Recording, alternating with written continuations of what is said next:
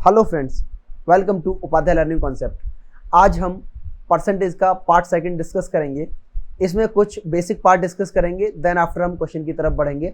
अगर आपने पहला पार्ट नहीं देखा है तो आप पहले पहला पार्ट देखिए, लिंक डिस्क्रिप्शन में दे रखा है और आई बटन पे जाके भी आप उसे देख सकते हैं।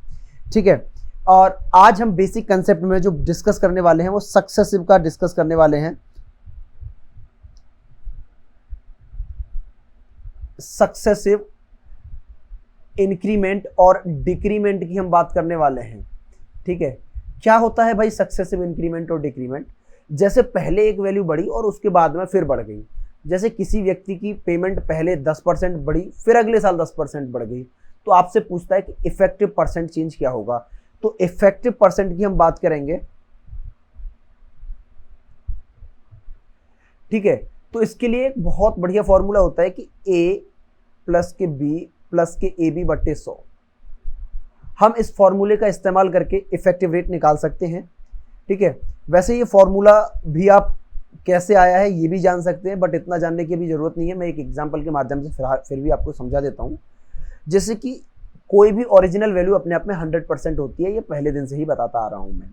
ठीक है, अगर ये 100 है और इसको 10% आपने बढ़ाया तो न्यू वैल्यू कितनी हो जाएगी? 110। आगे आप फिर इसे 10% बढ़ाएंगे तो 110 का 10% इंक्रीमेंट हुआ, यानी 110 का 110% आपको निकालना है। 100% तो कोई वैल्यू अपने आप में ओरिजिनल होती है, तो ये कितना आ गया? 121%। अगर आप यहां तक चेंज देखते हो तो 10% का है, और यहां से अगर आप यहां तक का चेंज देखते हो तो ये 21% का चेंज है। बात यहां तक क्लियर हुई? इसी तरीके से कुछ इफेक्टिव आपके एग्जाम के पॉइंट ऑफ व्यू से इंपॉर्टेंट है, उनके बारे में मैं डिस्कस कर लेता हूं। ठीक है, चलिए डिस्कस कर लेते हैं नेक्स्ट पॉइंट को। मैं कुछ लिस्ट आपके सामने लिख रहा हूं, उनको ध्यान से समझना है आपको। मतलब ज्यादा नहीं लिख रहा हूं, बहुत कम वैल्यू लिख रहा हूं जो जनरली यूज होती हैं। देखो, अगर वो फर्स्ट टाइम चेंज किया है तो क्या होगा, सेकेंड टाइम चेंज किया है तब क्या होगा, थर्ड टाइम चेंज किया है तब क्या होगा। मोस्टली आपको थर्ड टाइम तक ही चेंज करवाता है। और आपकी जनरल वैल्यू क्या है? जैसे फर्स्ट वैल्यू आपकी मैं ले लेता हूं 5%। मैंने अगर 5% की मेरी एक वैल्यू है तो पहले बार अगर हम चेंज करेंगे तो इफेक्टिव चेंज मेरा 5% ही आएगा। सेकेंड टाइम में करूंगा तो a प्लस बी वाले फॉर्मूले में आप रख के चेंज कर सकते हो, तो ये वैल्यू 10.25% आ जाएगी।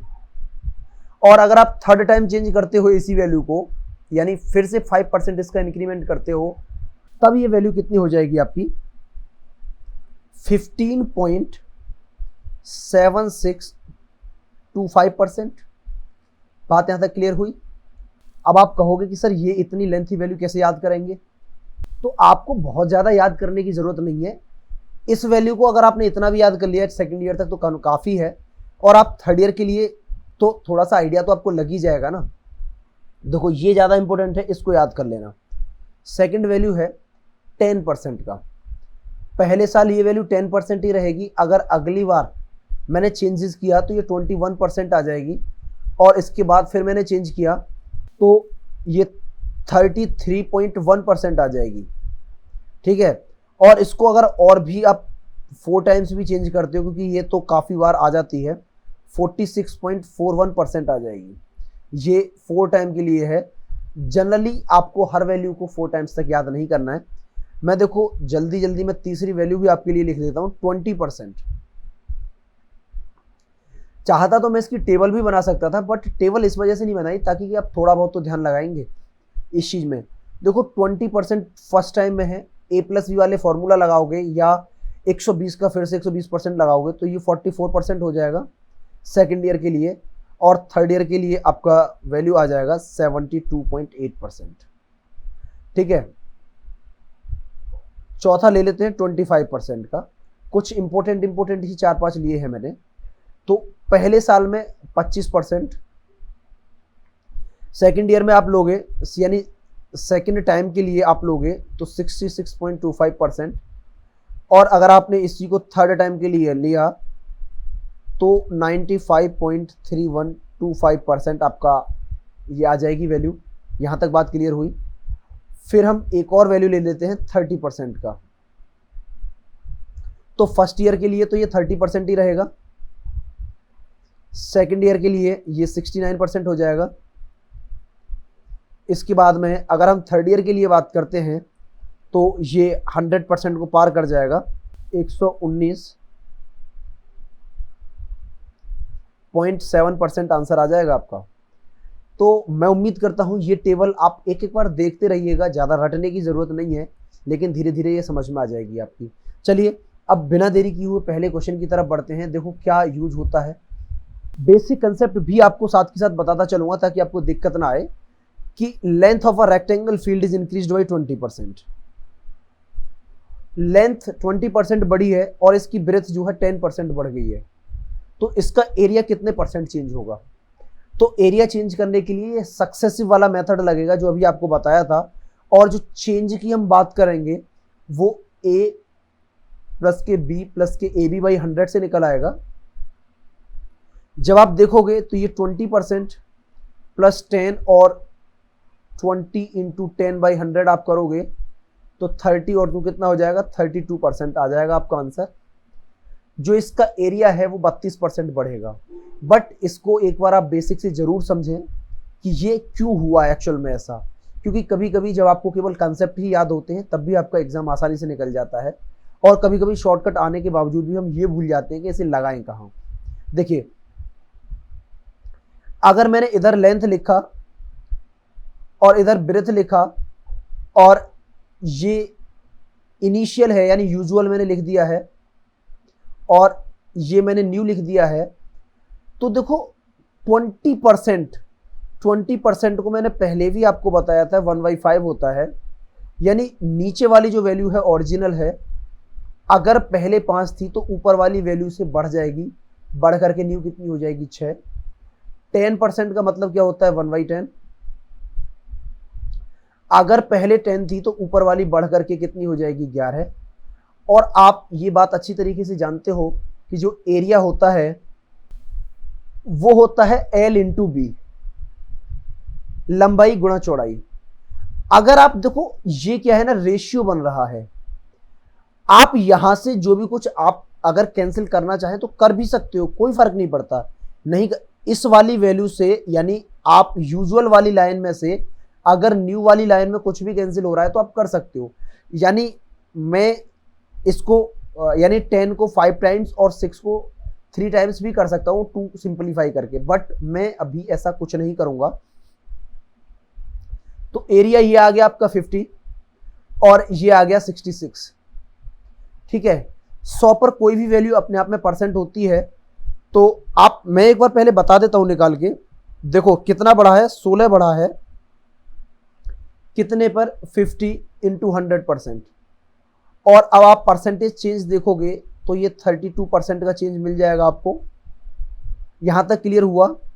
अगर इसी को आप देखते कि ये 50 आ रहा है और ये 66 आ रहा है, मैंने यहां 2 से मल्टीप्लाई कर दिया और यहां 2 से कर दिया, तो 100 का 132 दिख रहा है ना। तो 100 पर ऑटोमेटिक कोई भी वैल्यू अपने आप में चेंज कहलाती है, परसेंटेज चेंज। तो ये ऑटोमेटिक 32% आ गया। मैं ये नहीं कहूँगा कि आप ऐसा करिए, लेकिन अगर आपको कहीं मिलता है मौका ऐसा बनाने का तो आप कर सकते हो। ठीक है, जैसे कि आप यहाँ 2 से मल्टीप्लाई करके 5 में और इधर 2 से मल्टीप्लाई कर देते तो ये ऑटोमेटिक 100 पे ही निकल जाता। लेकिन कोई बात नहीं, आपको ये कंसेप्ट समझ में आ गया होगा। अब मैं आगे बढ़ता हूँ। Length of a rectangle field is increases by 20%।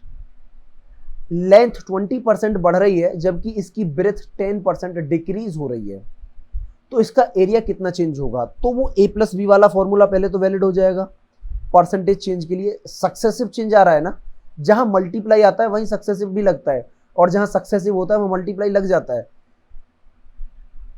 AB बटे 100। अब देखो जो बढ़ रहा है वो तो प्लस में आ गया और जो घट रहा है उसे माइनस में ले लो। आपने ये वैल्यू इसमें इस फॉर्मूले में पुट की तो देखो आपको मिला 20 माइनस के 10 माइनस के कैंसिल हो जाएगा, 2 0 से 2 0 यानी 2। सॉल्व करोगे आप तो 8% आपका आंसर आ गया। और ये पॉजिटिव आ रहा है, इसका मतलब इंक्रीमेंट हो रहा है। अगर यही वैल्यू नेगेटिव आती तो डिक्रीमेंट हो जाता। बात यहाँ तक क्लियर हुई। बट एक बार और बेसिक फॉर्मूले से देखिए, बेसिक तरीके से देखिए, ये लेंथ हो गई और ये ब्रेथ और ये एरिया आ जाएगा। ये यूजुअल लिख ली मैंने और ये न्यू लिख ली, ठीक है। 20% का मतलब होता है 1/5 और 10% का मतलब होता है 1/10। तो देखो 5 से बढ़ करके 6 होगा क्योंकि 20% इंक्रीज हो रहा है और ये 10% को डिक्रीज बता रहा है। इसका मतलब 10 का घट करके एक ऊपर वाली वैल्यू को घटा दोगे तो 9 आ जाएगा। अगर आप चाहो तो 10 को 2 से सिंप्लीफाई करके 5 कर दोगे और इधर भी 2 कॉमन है तो ये 6 का कितना हो जाएगा 3। बट मैं कुछ नहीं कर रहा हूं, मैं सीधे सीधे 50 और 54। आपने यहां देखा कि वैल्यू 4 बढ़ रही है आउट ऑफ 50, तो ये 100 पर कितनी बड़ी होगी 8%। बात यहां तक क्लियर हुई। ये दोनों तरीके आप आसानी से कर पाओगे। 2 क्वेश्चंस आपके आसानी से हो गए हैं। चलिए नेक्स्ट क्वेश्चन की तरफ बढ़ते हैं। देखो आपसे कह रहा है कि radius of a circle is increased by 10%। इसका एरिया कितने परसेंट चेंज होगा। अब आप कहोगे कि सर आपने बताया था कि एक बार की वैल्यू के लिए तो हम केवल उतना ही यूज करते हैं, तो यहां तो रेडियस एक ही बढ़ी है, रेडियस तो एक ही वैल्यू है ना, वो एक ही बार बढ़ी है तो इसका एरिया 10% चेंज होना चाहिए। नहीं, देखो एरिया जो होता है ना, एरिया होता है, सर्कल की हम बात कर रहे हैं, πr²। तो इसके एरिया में जो फैक्टर चेंज डालेंगे वो एक तो पाई डालेगा, एक आर डालेगा और दूसरा आर डालेगा। ये अगर मैं इसी की बात करता हूं तो एरिया आके फाइनली πr² बनेगा मेरा। देखो 10% का मतलब आप जानते हो 1/10 होता है। इंक्रीज हो रहा है तो 10 का ऊपर वाली वैल्यू ऑपरेशन से बढ़ा दो 11 हो जाएगा, ये भी 10 का 11 हो जाएगा। अच्छा पाई यहां भी है और यहां भी है, ये यूजुअल है और ये न्यू है। और मैं आपको बता चुका हूं कि यूजुअल से जो न्यू में कॉमन फैक्टर आते हैं वो कट जाते हैं, तो ये पाई से ये पाई कैंसिल हो जाएगा। फाइनली कॉमन फैक्टर हटाने के बाद ही हमारा परसेंटेज चेंज आएगा, या मैं कह सकता हूं कि कॉमन फैक्टर परसेंटेज चेंज पर कोई फर्क नहीं डालते। अब आप 100 देखोगे और न्यू एरिया 121 हो जाएगा, तो जो चेंज आ रहे हैं वो 21% का चेंज आ रहा है। आप यहां इसको सीधे सीधे भी लिख सकते थे 10% प्लस 10%, और आपको बताया था कि 10% का डायरेक्ट 2 बार लगाते हो तो 21% चेंज आ जाता है सेकेंड टाइम में, तो आपका एरिया कितना बढ़ जाएगा 21% बढ़ जाएगा। उम्मीद करता हूं ये बात आपकी समझ में आ गई होगी। अभी तक सारे क्वेश्चंस को मैं बेसिक जरूर बता के चल रहा हूं क्योंकि मुझे लगता है कि ये ज्यादा इंपॉर्टेंट है। आपको जो परसेंटेज वैल्यू मैंने नहीं लिखी है तो मैं यहां लिख देता हूं। 16 2/3% की वैल्यू होती है 1/6। 14 2/7 की जो वैल्यू होती है वो 1/7, और 12 1/8 की जो वैल्यू होती है परसेंटेज में वो 1/8 होती है। तो आपसे वॉल्यूम पूछा है, अगर मैं रेक्टेंगुलर रूम की बात करता हूं तो इसका मतलब वो हो गया क्यूबॉइड, और वॉल्यूम जो होता है क्यूबॉइड का वो क्या होता है L, B और H। बात यहां तक क्लियर हुई। तो आप पहले L लिख लीजिए, फिर B और फिर H। ये यूजुअल लिख लीजिए, यहां न्यू लिख लीजिए, ठीक है। देखो पहली वाली वैल्यू ये बढ़ रही है, इंक्रीज हो रही है ना, तो 6 का बढ़ के कितना हो जाएगा 7। दूसरी वाली वैल्यू भी इंक्रीज हो रही है, 7 का कितना हो जाएगा भाई 8, और तीसरी वाली वैल्यू आप देख रहे हो डिक्रीज हो रही है, तो 8 का कितना हो जाएगा 7। अगर आप इसका वॉल्यूम निकालते हो तो इनका मल्टीप्लाई करोगे। मैं अभी बता चुका था कि जो भी कॉमन फैक्टर आए आप उन्हें हटा सकते हो। देखो 7 से ये 7 कैंसिल हो गया। ध्यान रखना कि यूजुअल का और आप न्यू के साथ जो बन रहा है वही कैंसिल करेंगे। ऐसा मत कर देना कि यूजुअल का यूजुअल से ही कैंसिल कर लो और न्यू का न्यू से, नहीं। इसका मल्टीप्लाई होगा और इसका मल्टीप्लाई होगा, देन आफ्टर वो एक रेशियो बनाएंगे और रेशियो में से कॉमन फैक्टर हट जाते हैं, तो 7 से 7 कैंसिल हो गया और 8 से 8, 6:7 बना। तो 6:7 का मतलब है कितना बढ़ा, 1 आउट ऑफ 6 इंटू 100%, और 1/6 की जो वैल्यू है वो सीधे सीधे 16 2/3 आ जाएगी। क्लियर हुई ये बात? मैं उम्मीद करता हूं ये क्वेश्चन इस तरीके के आपके कंप्लीट हो गए होंगे, आपको समझ में आ गए होंगे। नेक्स्ट क्वेश्चन की बात करते हैं। इलेक्शन बेस्ड क्वेश्चन मैं कल ही कराना चाहता था, बट कुछ टेक्निकल प्रॉब्लम आ गई थी उसके बाद में, तो मुझे ये बाद में हटाना पड़ा, ठीक है।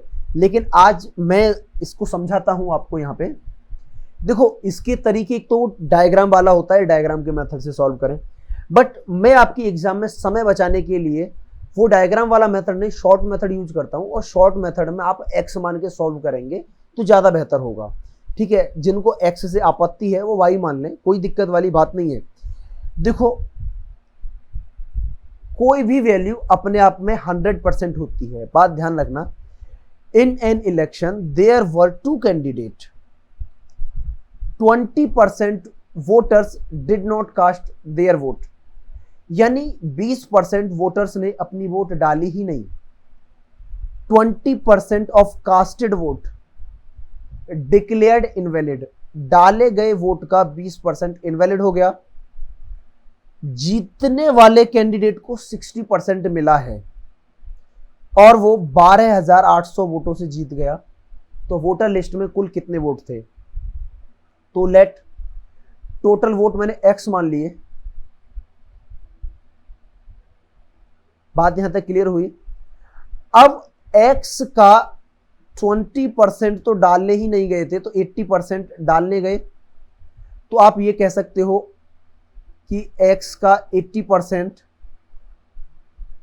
और इसको अगर मैं वाई मान लूं तो ये क्या हो जाएगा, कास्टेड वोट,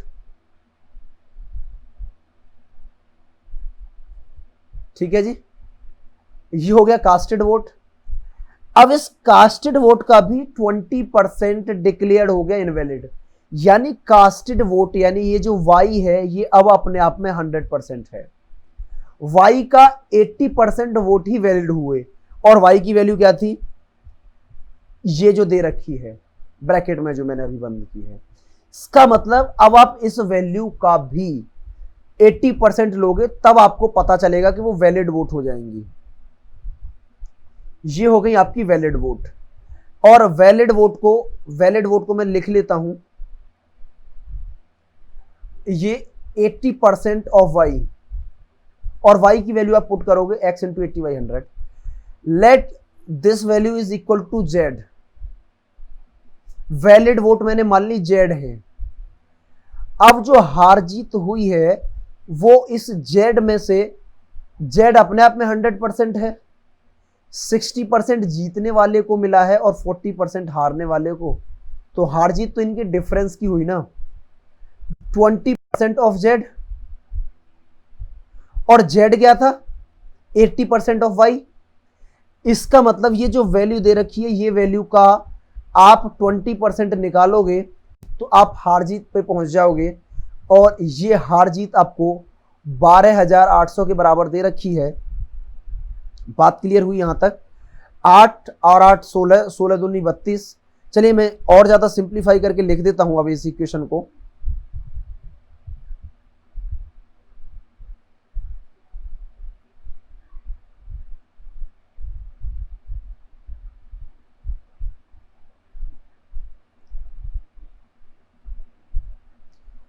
देखो, 80% को मैंने 4/5 लिख दिया, फिर 80% को 4/5 लिख दिया, और 20% को 1/5, और ये 12,800 के बराबर है। और 4 से ये 3 और 2 32 बार गया, और 4 से ये 800 टाइम्स चला जाएगा, और 25 पंजे 125 का आप मल्टीप्लाई 800 में करोगे तो आपको जो टोटल वोट हैं 125 का 8 में मल्टीप्लाई करते हो तो 1000 आ जाता है, और 100 ऑलरेडी था। ये आपकी टोटल वोट आ गई 1 लाख। उम्मीद करता हूँ ये बात बहुत आसानी से समझाइए, बहुत अच्छे दिल से समझाइए, मन से समझाइए, आपकी समझ में आ गई होगी। ठीक है, चलिए आगे क्वेश्चंस भी देखते हैं।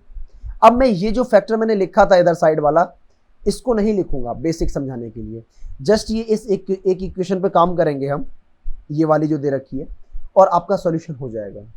ठीक है, तो in an election there were 2 candidate, 10% voters did not cast their vote, यानी 10% वोटर्स ने अपनी वोट नहीं डाली, while 20% of casted vote declared invalid. अब देखो मैं आपके साथ यही लिखता हूं सॉल्यूशन को, लेट टोटल वोट x थी, 10% डालने नहीं गए तो 90% डालने गए, और आप 90% को 9/10 लिख सकते हो भाई, 90/100 यानी 9/10। ये हो गई आपकी डाली हुई वोट। अब इस डाली हुई वोट का भी 20% वोट इनवैलिड हो गए हैं, तो इनवैलिड होने का मतलब है कि 80% वोट आपकी बची। 80% को आप लिख सकते हो 4/5,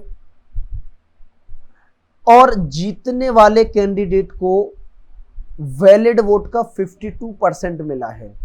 भाई वैलिड वोट का 52% जीतने वाले को मिला है, तो हारने वाले को 48 मिला होगा। हार जीत कितने परसेंट से हुई? 4% से, और 4% का मतलब कितना होता है? चलो 4% को मैं 4% ही लिख देता हूं, 4/100, और ये हार जीत आपको 7200 के बराबर दिखाई जा रही है। तो 36 से ये 200 बार, और 4 से ये 50 बार। अब आपको जो वोट निकालनी है तो आपको क्या करना है, 5 का 5 में मल्टीप्लाई किया 25, और 1 2 3 4 जीरो हैं, तो जो वोट हो गई वो 2,50,000 आ गई। इतना सा था ये क्वेश्चन, बहुत इंपॉर्टेंट है। उम्मीद करता हूं ये बात आप समझ पाए होंगे। ठीक है, देखो समझो इस क्वेश्चन को भी। 10 in an election there were 2 candidate, 2 प्रत्याशी थे, 10% voters did not cast their vote, यानी 10% वोटर ने अपनी वोट नहीं डाली, और डाले गए वोट का भी 2500 वोट इनवैलिड डिक्लेयर हो गया। इससे पहले वाले क्वेश्चन में आपको इनवैलिड वोट परसेंट के फॉर्म में दे रखी थी, लेकिन इस बार एग्जैक्ट वैल्यू दे रखी है वोट की। तो आपको एक बात ध्यान रखनी है, लेट अगर x मेरी टोटल वोट है, तो जो डालने गए थे 90%, तो 9/10 ये हो गई मेरी डाली हुई वोट, और इस डाली हुई वोट में से अगर मैं इनवैलिड घटा देता हूं तो मेरे पास बची वैलिड वोट, और इस वैलिड वोट का भी जीतने वाले को 55% मिला है, तो हारने वाले को 45%, यानी हार जीत हुई है फिर 10% से, और ये बराबर है 2000 के। तो मल्टीप्लाई करोगे तो 20,000, और 25 का 2500 अगर आप उसमें ऐड कर देते हो तो 20,000 और 2,500, 22,500, तो 9x/10 बराबर है 22,500। और अगर मैं x की वैल्यू निकालता हूं तो 0 तो आपकी 3 हो गई, और 9 से आप डिवाइड करोगे इसको तो 25 × 225 होता है, आपकी वोट आ गई 25,000। जो वोटर लिस्ट में वोट थी फाइनल वो थी 25,000। उम्मीद करता हूं ये क्वेश्चन आपकी समझ में आ गया होगा। अब आप इलेक्शन से रिलेटेड कोई भी क्वेश्चंस को आसानी से कर पाएंगे। आगे बढ़ते हैं। अब हम आ गए पॉपुलेशन बेस्ड क्वेश्चन पे। अगर देखो अब तक आपको ये चैनल अच्छा लग रहा है तो एक बार लाइक कर दें वीडियो को, और चैनल को सब्सक्राइब कर लें अगर अभी तक नहीं किया है तो, और अपने फ्रेंडों के साथ भी शेयर करें अगर आपका मन करे तो, कि ये वीडियो उनके लिए भी हेल्पफुल हो सकती है। ठीक है, चलिए अब आप देखो पॉपुलेशन बेस्ड क्वेश्चन में आपको एक बात ध्यान रखनी है, या तो आप x मान के उसी पर वैल्यू लिखते चले जाओ, आपका आंसर आ जाएगा। इसमें एक सबसे पहला पॉइंट आपको ध्यान रखना है कि जो पॉपुलेशन है वो प्रीवियस पे बढ़ के नई प्राप्त होती है। अगर आप 2021 में जो जनगणना होगी भारत की, तो वो ये चेक की जाएगी कि वो 2011 से बढ़ के कितनी हुई। यानी बात ये है कि 2011 जो प्रीवियस वैल्यू थी वो बेस वैल्यू रहेगी। ठीक है, जो 2011 में कैलकुलेशन हुई थी कितने परसेंट इंक्रीमेंट हुआ है, उसके लिए हमने बेस माना था 2001 को। बात क्लियर हुई। आप ये नहीं कहोगे कि आप 2021 की कैलकुलेशन आपको मिल जाए और इसको बेस मानकर आप पिछली वाली वैल्यू पे पहुंच जाएं, तो आप गलत होगा। ठीक है, देखो ध्यान से समझो इस क्वेश्चन को। Present population of a town is 10,000। अब ये प्रत्येक वर्ष 20% बढ़ी है। ठीक है, तो आपको सिंपल सी बात यह है, वैसे तो 3 साल में आप सीधे सीधे 72.8% इसका निकाल सकते हैं। अगर आपको पता है कि ये होता है तो आप ऐसे निकाल सकते हैं। तो जो आपकी वैल्यू आ जाएगी, देखो परसेंटेज और ये 3 जीरो तो कैंसिल हो जाएंगी, यानी 7280 ये इंक्रीज हो जाएगी, ये वैल्यू इतना बढ़ जाएगा। तो जो न्यू पॉपुलेशन होगी ये हो जाएगी आपकी 10,000 तो ऑलरेडी थी, तो 10,000 को भी मैंने ऐड कर दिया प्रीवियस में और आपका ये आंसर हो जाएगा। मैं उम्मीद करता हूं ये बात आप समझ पाए होंगे। पहली बार में ही मैंने बताया था कि आप इसका सीधे सीधे भी निकाल सकते हैं, बट कोई बात नहीं, मैं जब भी क्वेश्चन की बात करता हूं तो अच्छी तरीके से समझाने का प्रयास रहता है। अगर आप अभी भी इस बात को नहीं समझ पाए हैं तो स्टार्टिंग से एक बार वीडियो फिर से देख लें। और दूसरा अगर मैं पॉइंट की बात करता हूं, देखो तो और क्या कर सकते थे आप 10,000 का 20% ना 120% निकाल सकते थे, और 3 बार ऐसा ऑपरेशन हुआ है तो आप 3 बार निकाल सकते थे। क्लियर हुई ये बात? और ये आप कैंसिल करते तो आपको 17,280 ही आंसर मिल जाएगा। तो दूसरा एक और जनरली तरीका मैं यूज करता हूं ताकि कि आपको कुछ कंफ्यूजन ना हो, उसको भी देख लो। फर्स्ट तो आपको बहुत आसान है ही है, ये तो एकदम अगर आपको आता है तो बिना सॉल्व किए ही टिक मार दोगे। दूसरा जो आप करते हो, और तीसरा जो मैंने अभी आपको एरिया वाले क्वेश्चन में बताया था, लग वही रहा है सक्सेसिव चेंज वाला तरीका।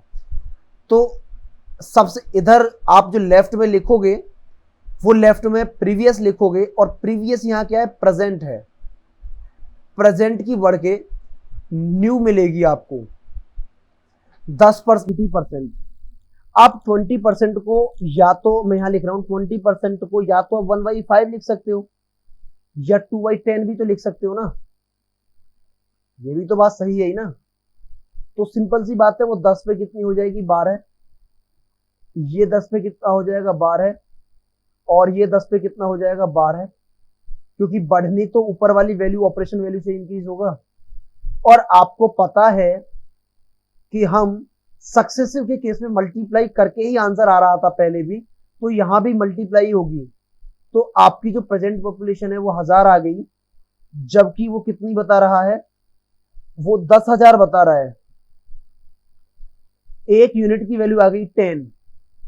अगर आपने 12 का क्यू किया तो ये हो जाएगा 1728, और एक यूनिट की वैल्यू से आप यहां मल्टीप्लाई कर दोगे तो कितना आ जाएगा, 1728 और 0, 17,280 आपका आंसर आ जाएगा।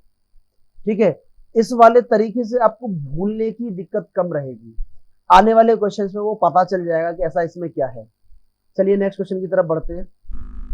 अब देखो नेक्स्ट क्वेश्चन आपका कह रहा है कि population of a town is increased by 20%। Sorry, population of a town is increase by 10% per annum. 10% बढ़ती है प्रति साल। इफ द प्रेजेंट पॉपुलेशन आपको दे रखी है 26,620, तो आपसे 3 साल पहले की पॉपुलेशन पूछ रहा है। आपको एक बात ध्यान रखनी है कि प्रीवियस पॉपुलेशन पे बढ़कर नई प्राप्त होती है। अब ये प्रीवियस वाली पास्ट हो गई और न्यू वाली क्या हो जाएगी, प्रेजेंट। तो आप पहले प्रीवियस लिखोगे और यहां प्रेजेंट लिख लोगे। प्रीवियस 10% का मतलब अभी आपको पता है, बताया था 1/10, और इस पर ये ऊपर वाली वैल्यू बढ़ रही है, तो 10 का 11 हो रहा है। प्रीवियस 10 की बढ़ के 11 हुई, फिर प्रीवियस 10 की बढ़ के 11 हुई, और फिर प्रीवियस 10 की बढ़ के 11 हुई। 3 बार ये ऑपरेशन हुआ है। अगर पहले 1000 रही होगी तो अब 1331 हो गई, जबकि ये कितना बता रहा है,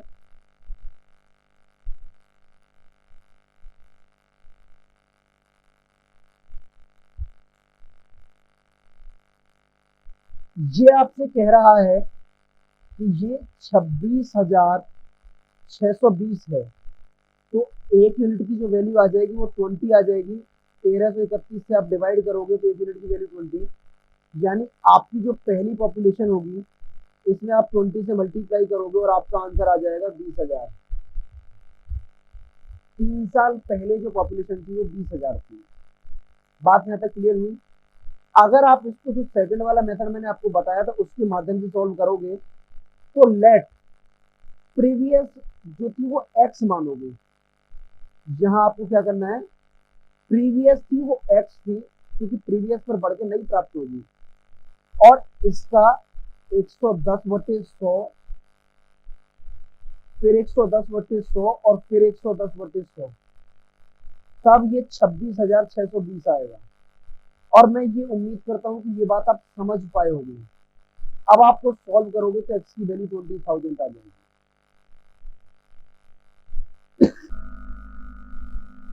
ये यहां तक समझ में आ गया। आते हैं नेक्स्ट क्वेश्चन की तरफ।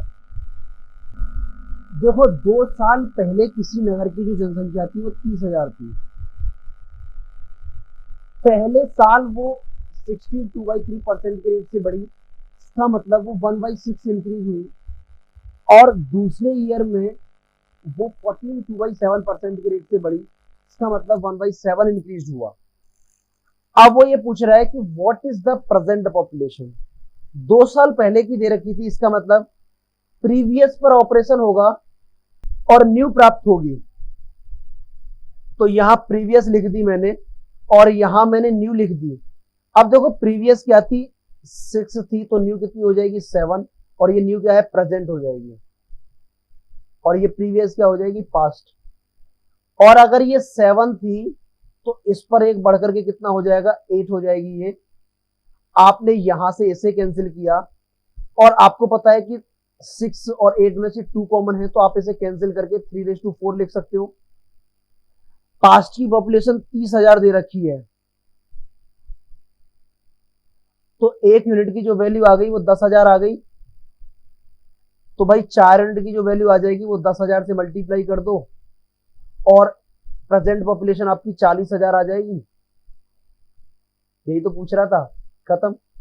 बस ये बात ध्यान रखना है कि जो पहले वाली है उसे पहले लिखो और उस पर ऑपरेशन लगाओ, देन आफ्टर आप आगे बढ़ोगे, ठीक है, कोई रिवर्स नहीं मारोगे।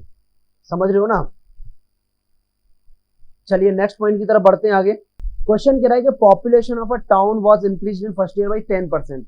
अब देखो मैं सीधे सीधे लिख रहा हूं, 10 का 11 हो रहा है, सेकेंड ईयर में 20% बढ़ रहा है, 10 का 12 हो रहा है, 5 का 6 भी कर सकते हो, और 10 का 12 भी कर सकते हो,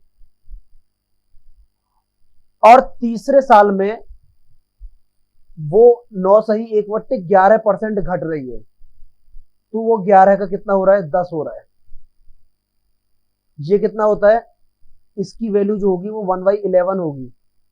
तो आप 11 से इस 11 को कैंसिल कर दो, और इस 10 से इस 10 को कैंसिल कर दो, आपको क्या बचा, 10 का 12 बचा।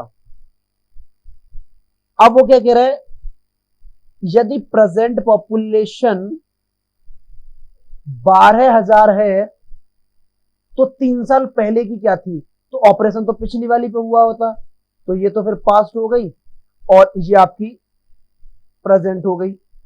प्रेजेंट की पॉपुलेशन 12 दिखा रहा है, और मैंने बताया कि क्वेश्चन बता रहा है 12,000, 1 यूनिट की जो वैल्यू आएगी वो कितनी आ जाएगी, 1000। बस तो ये 0 से और मल्टीप्लाई कर दो 1000 से, तो 3 साल